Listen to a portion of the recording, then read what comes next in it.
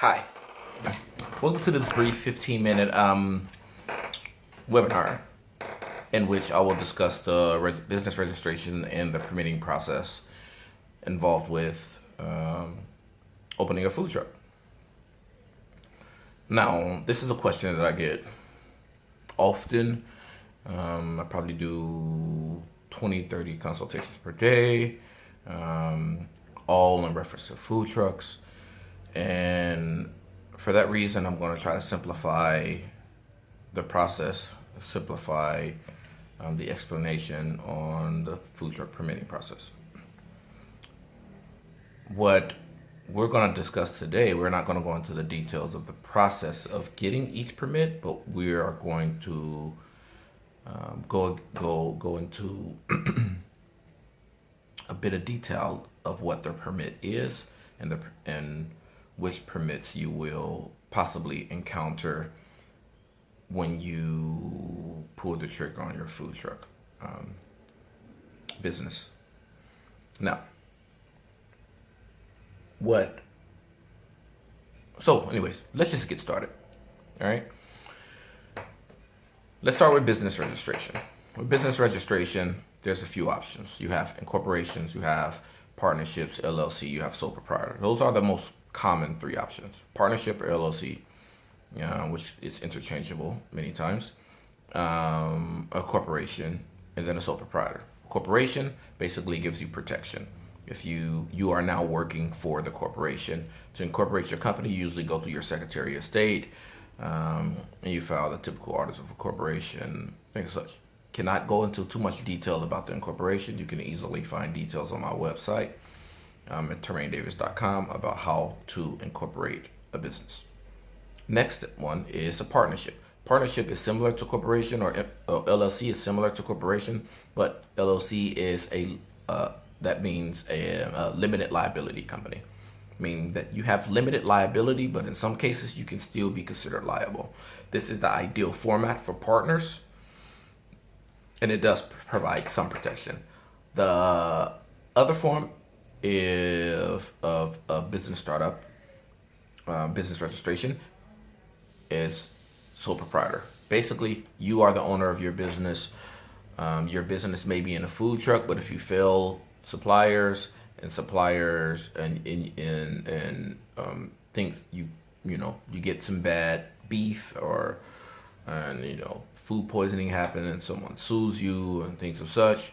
These things happen in the food industry, so these are the things you need to be aware of. Now,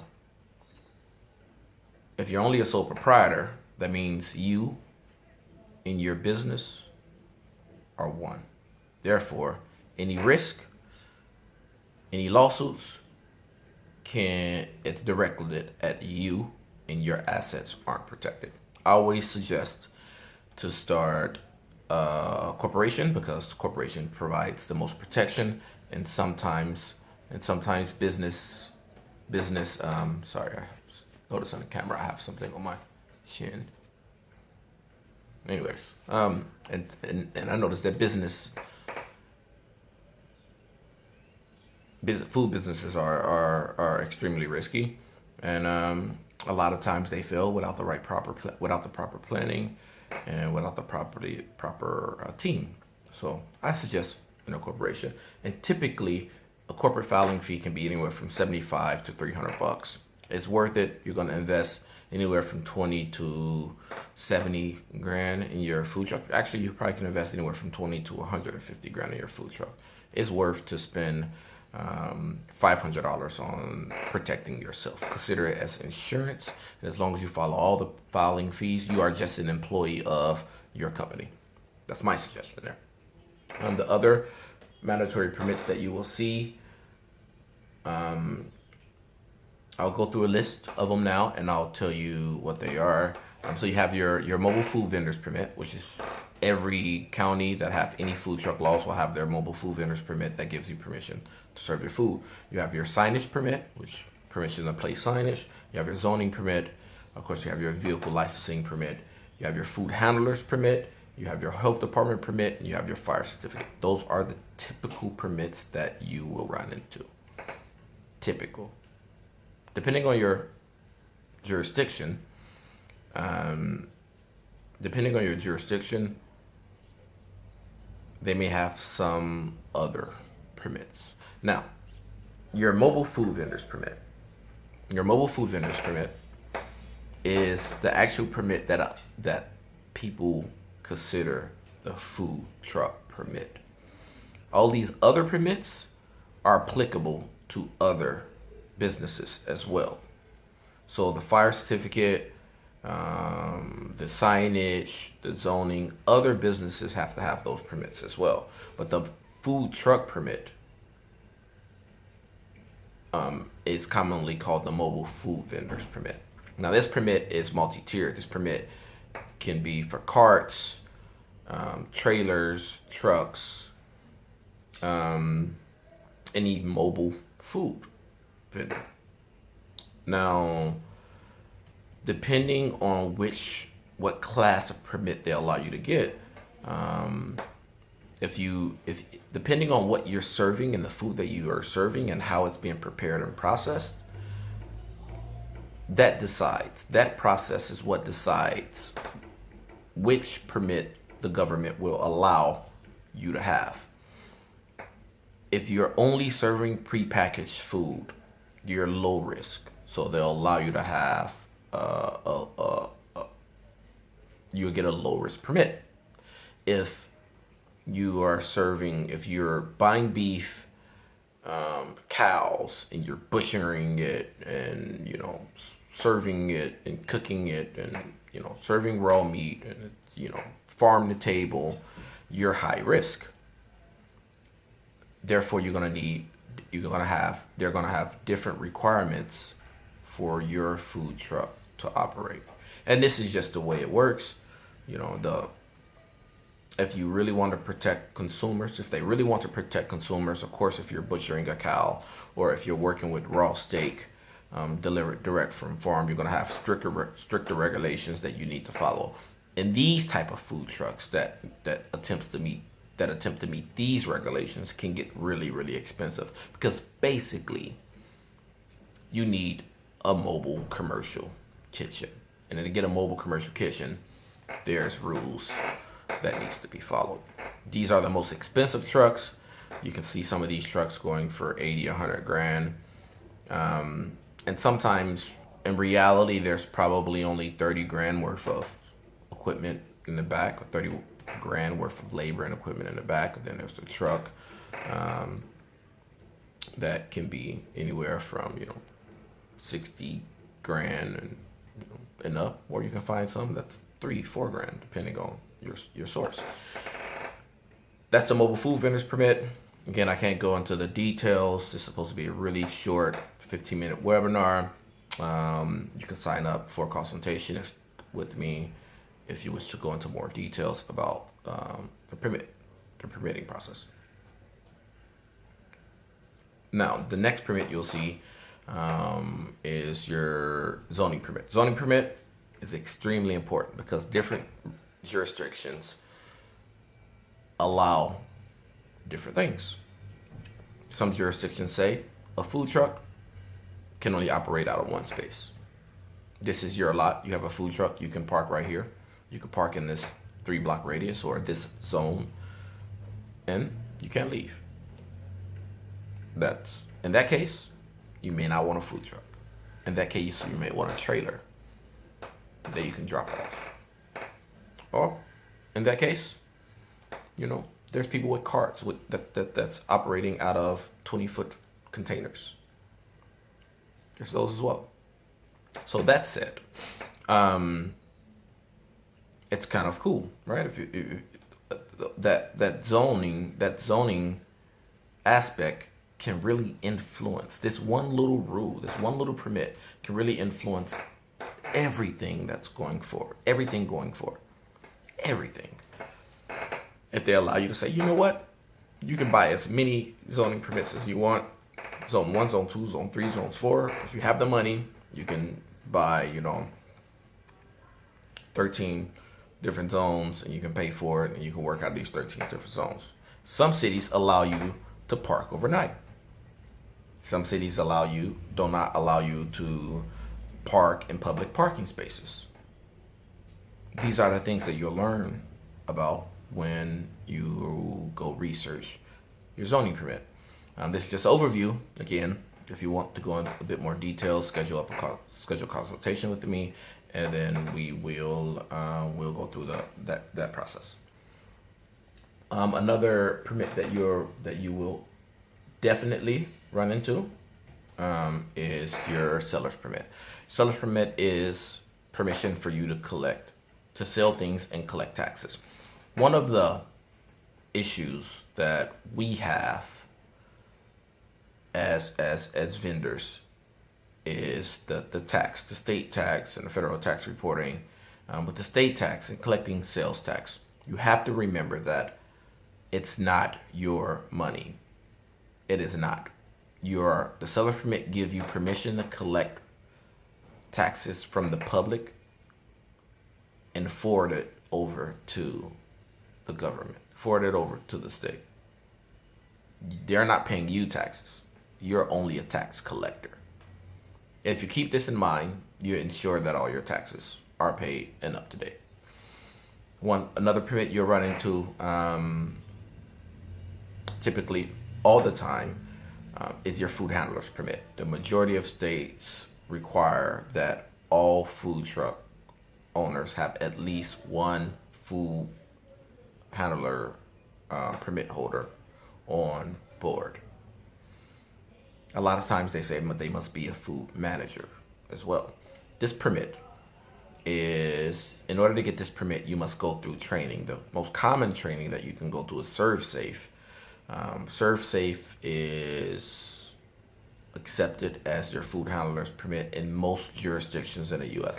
There are small exceptions who have their own food safety program, but this program teaches you what you need to do to keep food safe. It teaches you about the hazard analysis and critical control point plan, and it basically gives you permission to handle raw food and serve raw food. Once you go through this course, you have to submit this paperwork over to the correct body in your state, and they'll give you the state sponsored food handler's permit. It's typically mandatory. With that, you're most likely going to be communicating with the health department. Now, the health department provide you another permit. This is their health department permit, and basically they usually request that you have a hazard analysis and critical control point plan. This plan basically says, here's your menu. What are you serving? Okay, you're serving a hamburger. Where do you buy your bread? Are you baking your bread? If you're baking your bread, where do you buy the flour? Where do you store the flour? How do you process the flour? How do you process the hamburger buns? And go through that food conversion process, because we are essentially food converters. We are converting ground beef into a hamburger, and when you're converting food, there are risk. There are always risk. When you're working with ground beef set out too long can grow bacteria. Other things can get inside the ground beef. Insects and rocks and the little clip that's on the tube of beef if you're buying it in tubes, styrofoam from the ground beef. So these are hazards that we must be aware of, and with your hazard analysis and critical control point plan, we address these hazards and we assure that these hazards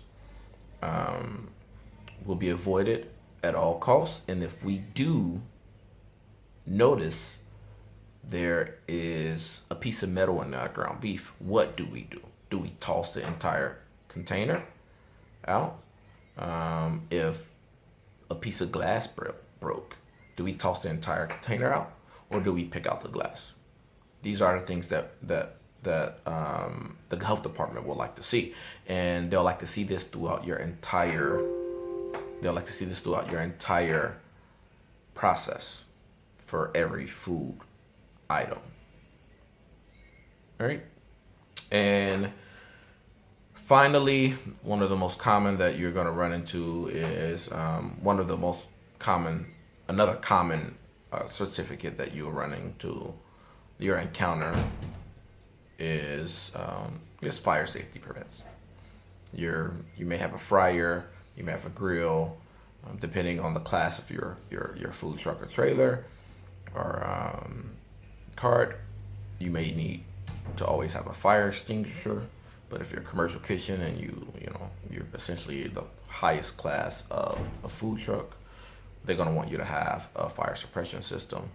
And how do you make these fire suppression systems are really what a fire suppression system in a truck can cost a bit of money. There is affordable ones that you can install yourself, and then sometimes your city is okay with a with just a fire extinguisher.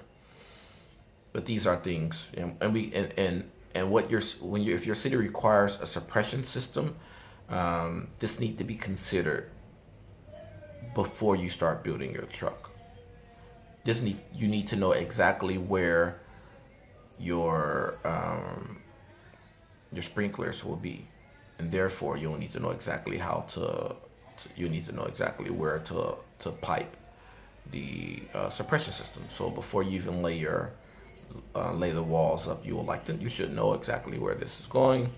You should know exactly where your hood's going to be located. You should know exactly where the fryers are going to be, the grills are going to be, and